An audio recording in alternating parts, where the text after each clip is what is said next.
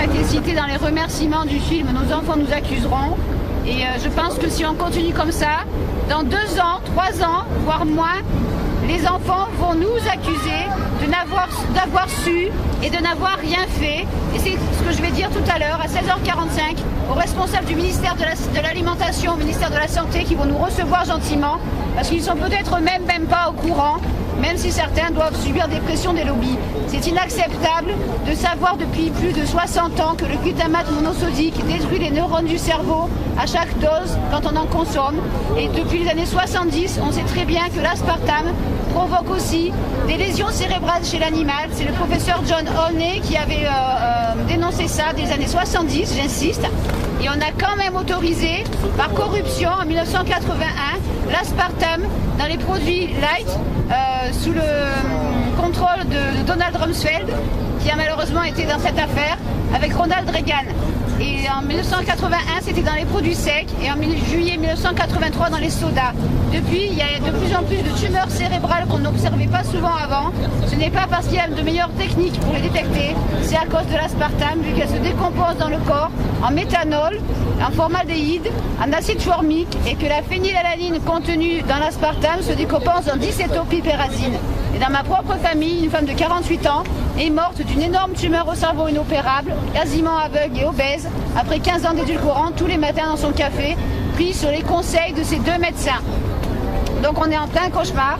Les enfants souffrent le martyre avec des parents sous ces produits-là. Et c'est des parents qui souffrent le martyre avec des enfants, des tout petits enfants, à la naissance parfois, ou à 8 ans ou à 10 ans, qui sont à l'hôpital, messieurs, dames, avec une tumeur au cerveau. Et ça, on ne le dit même pas aux neurologues. C'est moi qui dois appeler les médecins pour leur dire qu'il ne faut pas conseiller l'aspartame à des enfants de 3 ans où on les laissait boire ces boissons-là. Et ces médecins n'ont pas eu le temps de faire les recherches. Je vous signale que tous ces médecins sont bilingues, qu'ils ont accès à The Brain, qu'ils ont accès à The Lancet, et qu'on ne leur dit rien.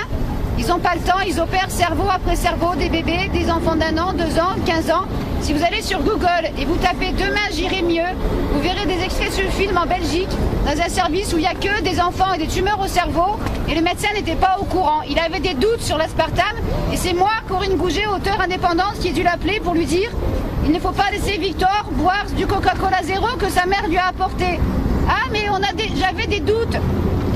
Ce médecin, ce neurochirurgien, il est bilingue, messieurs, dames. À l'hôpital connu à Paris, je ne citerai pas, à cause des pressions que je pourrais subir, une jeune diététicienne conseillait en 2009 l'aspartame en poudre dès l'âge de 3 ans dans les yaourts pour les enfants allergiques au sucre. Dans cet hôpital mondialement connu. Et c'est moi qui ai dû l'appeler pour lui dire « Mais mademoiselle, que faites-vous » ?»« Ah, mais il n'y a pas de problème dès l'âge de 3 ans, m'a-t-elle répondu. Et je lui ai dit « Mais madame, on vous a menti pendant votre formation, on vous a manipulé et on vous a transformé en assassin potentiel. » Je lui ai dit comme ça au téléphone, elle était là. Faut appeler la direction. Et j'ai appelé la direction. Je l'ai pas eu. On m'a passé le photographe de l'hôpital. La personne qui tient le panneau sur l'aspartame, elle peut sortir un petit peu, s'il vous plaît. Juste pour le panneau, voilà. Le glutamate monosodique qui est là. Donc aux États-Unis, il y a un chercheur qui s'appelle Russell Blaylock, qui est un ancien neurochirurgien et qui dénonce à la télé depuis 2007 que l'aspartame provoque des tumeurs cancéreuses et que le glutamate les amplifie. Arrêtez d'en consommer aspartame, mangez, arrêtez d'en consommer. Savez-vous que le Coca Light favorise le cancer? L'aspartame qui est dans le Coca Light favorise le cancer, alors que des grosses campagnes de publicité vous incitent à boire du Coca-Cola zéro. Coca, c'est du poison. L'aspartame est un poison. Comme il est écrit ici, le glutamate, le monosodique et le colorant lysogène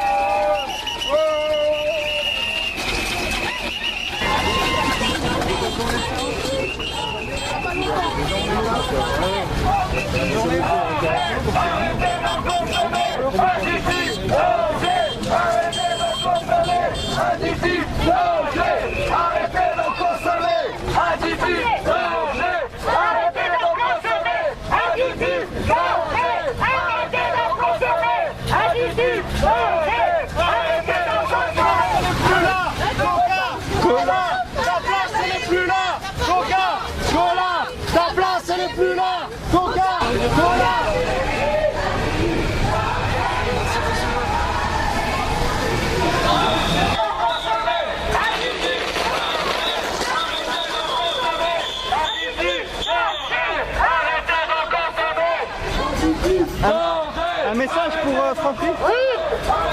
Ce qui est vendu en supermarché ne sont pas des aliments, ce sont des marchandises pour faire du profit et il faut les boycotter. D'accord.